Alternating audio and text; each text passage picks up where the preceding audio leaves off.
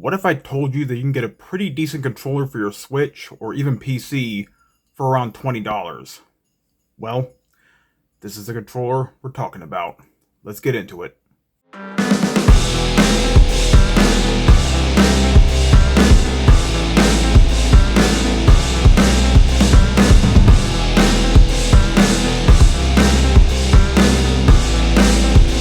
get it. Yeah. Greetings, comrades. This is I'm Giving Caleb, back with another controller review. I know it's been a while since I've done a controller review. I've been kind of busy.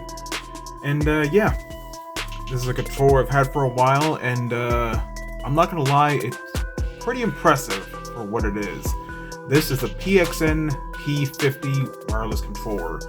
Now, this is primarily made for the Switch, but you can also use it for the PC. More on that in a minute. And you're not gonna believe this. This controller, it's just around $22. Now, I actually got this on sale. I got it for even cheaper. It was like $19 when I first got it a few months back, and had some time messing around with it and updating it and stuff. And yeah, I have quite a bit to say about this controller. So before we continue, I'm going to be adding a new thing for these controller reviews. I'm going to be showing off Gamepad Tester, where I test off the circularity of the joysticks. You know, if you've seen Gamer Heaven or even Gears and Tech, they also use Gamepad Tester to test the circularity of the joysticks, and especially their Hall effect joysticks, to make sure that they work like as intended. And check these potentiometer joystick modules, which a lot of these third-party controllers use, that aren't the greatest out there, especially from these third-party brands. So that's something I'm going to show off later in the video when we get to that.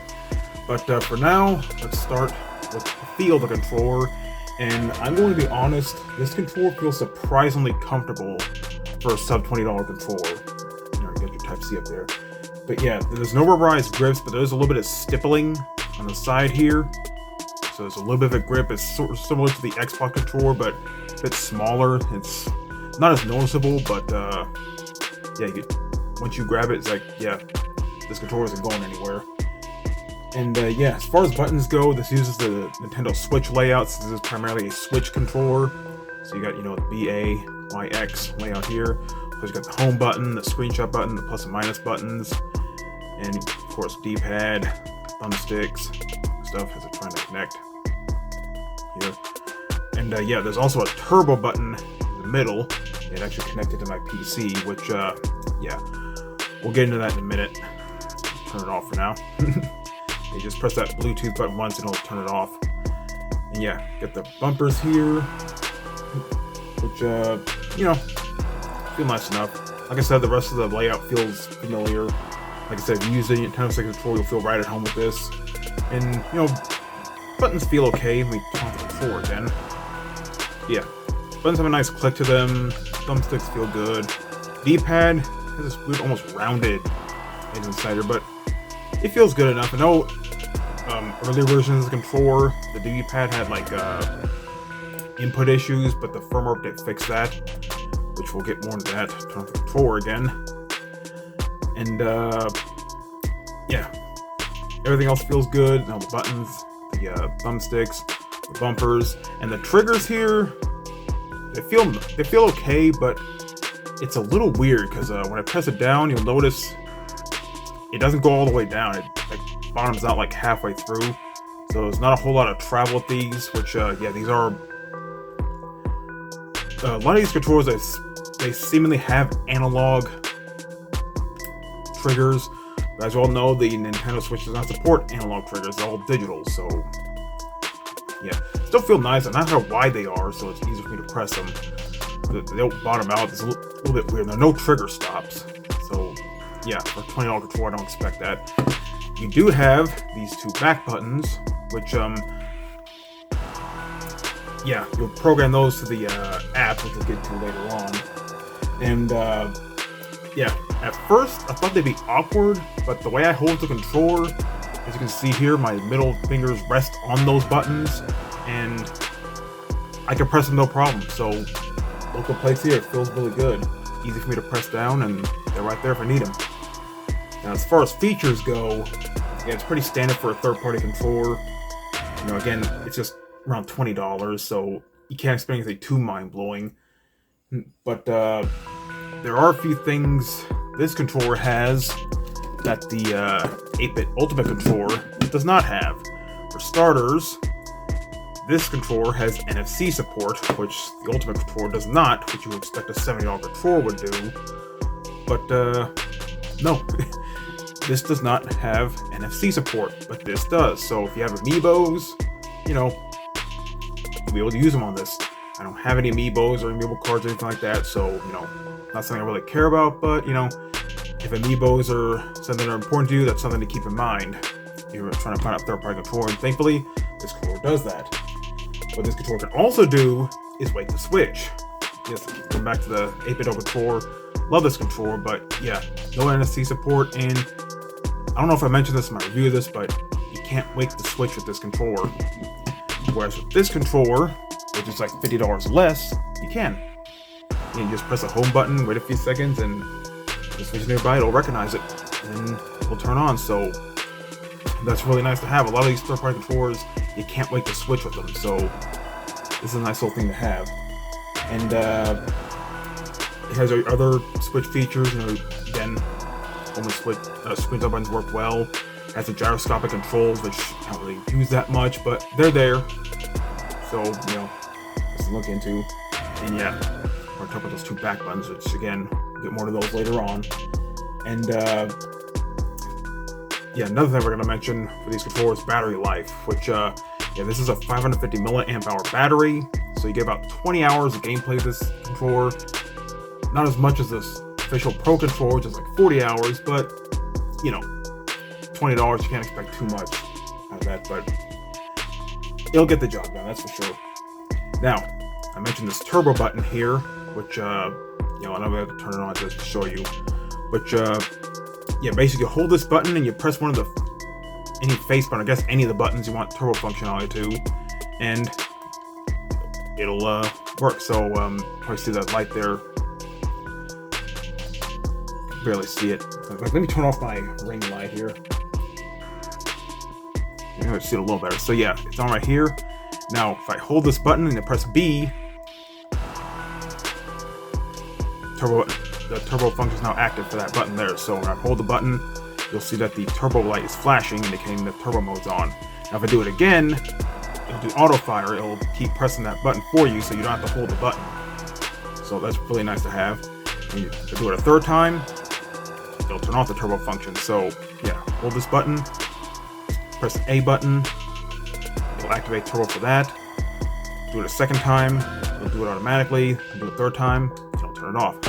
So, like I said, it takes a little getting used to, but it's a nice feature to have, that's for sure. Turn it back on. There we go. Like the cool lighting there. So yeah, turbo feature have. Really nice. And another thing this controller has is a phone app, which is PXN Play. Basically, you download that app, and it lets you unlock more features for this controller. So basically, you connect the controller to your phone with the app on, and it'll detect the controller, and then you can start customizing other features. You can set up, you can map button combinations to certain buttons. You can set up the macros for the rear buttons here. There are two of them, so you can map them to like any button or any button combination you want. And you can adjust the thumbstick dead zones and the vibration strength for the controller. So you can do quite a bit for the app, from the app for this controller. So it's really nice, but we'll get a little more into that later on. Now we'll talk about ease of use. As far as the Switch goes, it's pretty straightforward. You just connect it through Bluetooth like any other Switch Pro controller, and you're good to go. And I used the controller a few times on the Switch, and it works really well. The buttons are responsive, you know, no connection issues whatsoever, and even after playing for a few hours, it still worked well. No latency issues, as far as I can tell. Everything works as intended. Now, on the PC, however, it's a little bit of a different story. At least when I first got the controller, that changed with the firmware update. But basically, if you use it wired, you know, I'll tell you right now, that might be the preferred method to use on a PC. But if you're going to use it wired on PC, it works just fine. it works about what you expect. Wirelessly, bit of a different story. Again, at least when I first got the controller, basically, when I tried to connect it wirelessly to the PC, it wouldn't even recognize it. So I installed a firmware update, and then it was able to connect the PC just fine. And just to be sure, I turned off the controller, then turned it back on, and was able to reconnect just fine. Which it might have to do with my Bluetooth drivers, because when I did it on Proteus a while back, it connected the first time. When I turned it off and then tried to reconnect, it wouldn't connect. So I had to remove the device from the Bluetooth and then add it again, then it'll connect again. Rinse and repeat. But on Antaeus here, with the more up-to-date Bluetooth driver, as well as the extra antenna it comes with, it connects just fine now. So yeah, I can use this wirelessly on the PC, which was one of the gripes that people had when this controller first came out. So yeah, as far as easy use goes, it's pretty straightforward. Though, as cheap as this controller is and as nice as it feels, there are a few cons to this controller. Now, I already mentioned the minor wireless connectivity issues of the PC. Just, make sure your Bluetooth drivers are up to date. Make sure you have a good Bluetooth connector, like a Bluetooth device. And, make sure the firmware is updated on this, and you'll be good to go. Which, I'll have a link in the description below where you can download firmware for this controller if you try and get one of these. And,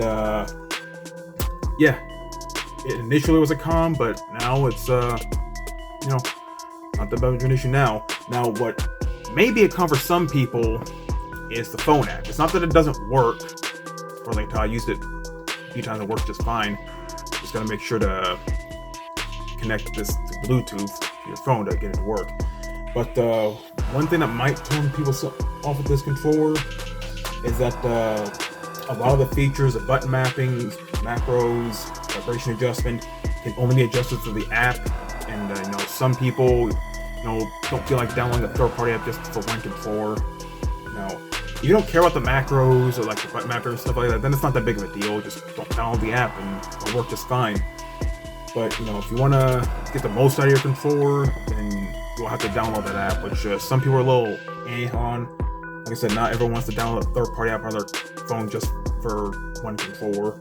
So that's something to keep in mind. Another thing I noticed about this controller is the thumbstick accuracy. Now, when I tested the controller through Gamepad Tester, link for that in the description, the thumbsticks go way hard on the corners. Like doing the circularity test, it was more of a square pattern than a circle pattern, which I'll show a photo here.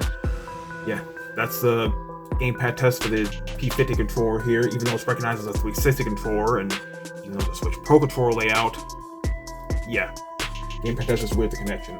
Now, obviously, these aren't going to be Hall effect joysticks, so again, you're not going to see that in a $20 controller, so you can't expect much. But these thumbsticks, they do not fare well on circularity tests. And it's not just me. Gears and Tech did the same test with this controller and got the exact same results. And updating the firmware did not help with that. Now, like I said, they go more of a square pattern than a circle pattern, which is kind of weird. I'll show another test here for the standard Xbox controller, which still isn't perfect, but it's a lot more accurate than this.